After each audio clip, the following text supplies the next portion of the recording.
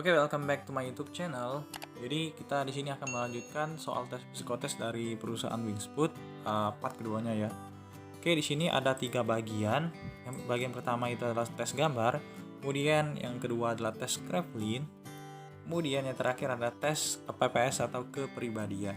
Nah, untuk menghemat waktu kita langsung saja masuk ke soal tes gambar. Nah, di sini langsung saja ya. Ini di sini ada soal di mana ini ada sebuah kubus, dan kubus ini jika kita putar akan menghasilkan jawaban yang seperti apa ya. Jadi antara A, B, C atau D ya. Nah, di sini namanya rotasi kubus ya. Jadi jika kita putar kubus ini akan menghasilkan jawaban yang gambar yang seperti apa ya, yang miripnya. Jadi di sini dapat kita lihat bahwa yang ini, yang A sama yang C ini otomatis salah ya. Karena mereka ini lingkarannya kita lihat diarsir ya, atau berwarna hitam. Sedangkan yang digambar aja warnanya putih. Jadi kemungkinan jawaban yang benar ini adalah antara B dan D. Tapi yang membedakan yang jawaban B dan D ini kita lihat adalah yang garis ini ya. Hanya garis ini. Kita lihat langsung ke gambar ya. Nah, di sini kan garisnya ini kan ke menyamping ya, menyamping seperti ini. Jadi otomatis jawaban yang ini salah ya. Yang B ini salah karena dia tegak lurus seperti ini, harusnya dia menyamping seperti ini ya kalau dibayangkan diputar ke sini ya. Oke, jadi jawabannya adalah yang D. Next, nomor 2. Nah, di sini adalah soal gambar, perumpamaan gitu ya. Misalkan di sini bentuk bujur sangkarnya seperti ini, kemudian hasilkan yang kecil ya, versi kecilnya. Sedangkan yang ini, kubus yang ini, maka akan menghasilkan gambar yang kubus kecil juga, otomatis jawabannya adalah yang B ini ya. Oke ya. Yang ini salah ya. Yang ini kecil. Next, nomor 3. Nah, nomor 3 ini di sini kita menyusun gambar. Jadi gambar ini kita rangkai akan menghasilkan bentuk yang A, B, C, D atau yang E ya. Jadi jika diperhatikan, misalnya yang ini, sisi sini kita lipat ke sini, otomatis yang ujung lancip ini ya akan bertemu dengan yang ujung ini ya, segitiga yang ini, bawah ini. Berarti bentuk yang sesuai itu antara yang B ya, yang B dan yang E ya. Oke ya. Nah, yang ini, yang A, yang C, dan yang D ini otomatis salah. Kemudian kita lihat kepalanya ya. Kepalanya ini jika kita bayangkan, maka dia akan menghadap ke sini, ke depan ya, bukan nyerong ke seperti ini ya. Oke, jadi jawaban yang tepat itu pasti yang B ya. Karena dia kepalanya di sini, kalau kita lipat ke dalam ya, berarti akan bentuknya seperti ini. Jadi jawaban yang tepat adalah yang B. Next, nomor 4. Nomor 4 ini kita lihat ya, kita hitung langsung kayak kancing gini ya.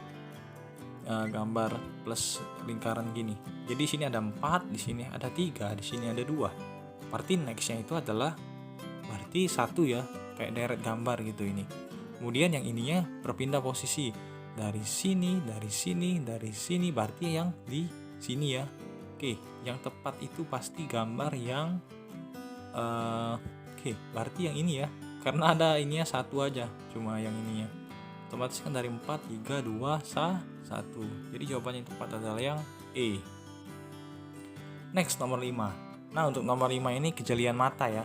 Jadi semakin jeli kalian melihatnya ini kan seperti gambar menunjukkan angka 3, sini agak angka 4, di sini angka 5, di sini angka 6. Berarti nextnya adalah angka 7. Jawaban yang tepat adalah yang B. Oke, kita langsung masuk ke soal tes Kraepelin. Nah, di sini tes Kraepelin ini intinya sih kita itu harus menjawab sesuai ada triknya juga ya. Jadi intinya di pertama itu usahakan jangan terlalu cepat ya. Karena kita itu ibaratnya itu kerja itu jangan cepat di awal tapi lambat di akhir ya. Tapi seimbangkan saja. Kalau bisa sih lebih cepat karena grafiknya akan dinilai lebih bagus oleh si penilai ya. Jadi seperti ini ya. Jadi yang dari yang pertama itu kita kerjakan ya. Kita kerjakan yang ini, seperti ini, kemudian menanjak seperti ini. Oke ya.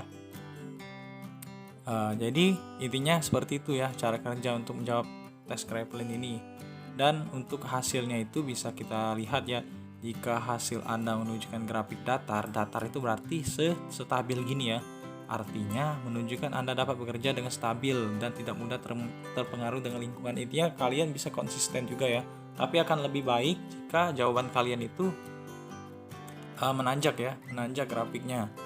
Seperti yang gambar ini, jika hasil Anda menunjukkan grafik naik, ini menunjukkan pribadi Anda akan memperlihatkan peningkatan atau dapat berprestasi dalam bekerja. Nah, ini kan lebih bagus ya, nilainya pasti lebih plus. Oke, jika menurun itu kan sudah pasti ya, kita akan, nah di sini ada keterangan mudah bosan, mudah jenuh, mudah lelah ya. Oke, next yang terakhir adalah tes PPS atau kepribadian. Nah, di sini kepribadian ini intinya kalian harus sekonsisten mungkin dengan jawaban yang pernah kalian pilih sebelumnya. Jadi intinya ada soal yang kayak menjebak ya. Jadi misalnya kalian pernah menjawab jawaban yang B ini, misalnya nomor 1 ya, nomor B ini, tapi di nomor 15, nomor 21 atau berapa nanti ini mereka minta lagi atau mereka masukkan lagi pernyataan yang B ini ya. Jadi intinya kalian harus sekonsisten mungkin memilih jawaban yang kalian sesuai dengan diri kalian ya.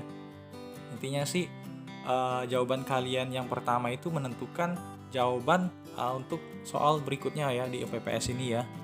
Oke, jadi contohnya sih seperti ini ya. Kita langsung saja di nomor 3 ini. Nah, di sini kan pernyataan A-nya kan saya ingin mengetahui bagaimana pendapat orang-orang besar mengenai masalah-masalah yang menarik perhatian saya. Nah, di sini B-nya saya ingin menjadi seorang ahli yang diakui dalam salah satu pekerjaan atau sedang khusus ya. Nah, di sini kan nomor 4 ini ada juga. Nah, di sini ada B juga, saya ingin menjadi seorang ahli ini. Nah, tapi kan misalnya beda nih, biasanya nggak mungkin langsung ya. Biasanya di nomornya itu diacak gitu, langsung di nomor 15 nanti muncul pernyataan yang sama gitu. Nah, jadi kalian harus sesuai, jawabannya harus konsisten dengan pilihan sebelumnya ya. Itu aja sih kunci dari tes PPS ini. Oke ya, nah di sini kan ada note-nya juga, setiap soal harus Anda jawab dengan konsisten jika ada pernyataan yang sama dengan sebelumnya. Kemudian jawablah setiap pertanyaan yang mencerminkan posisi pekerjaan. Jadi misalnya nih kalian sedang melamar seorang teknisi ya. Nah, berarti misalnya ada pertanyaan saya seorang teknisi atau gimana ya tentang berkaitan dengan teknisi itu, silakan pilih teknisi ya nanti atau apapun itu ya. Intinya berkaitan dengan posisi kalian karena itu menentukan nilai yang lebih bagus ke depannya. Oke ya, mungkin itu saja yang dapat saya sampaikan ya. Sampai jumpa di next video berikutnya dengan soal tes yang berbeda ya. Oke, semoga berhasil dalam tesnya nanti. Sampai jumpa di video selanjutnya. Terima kasih.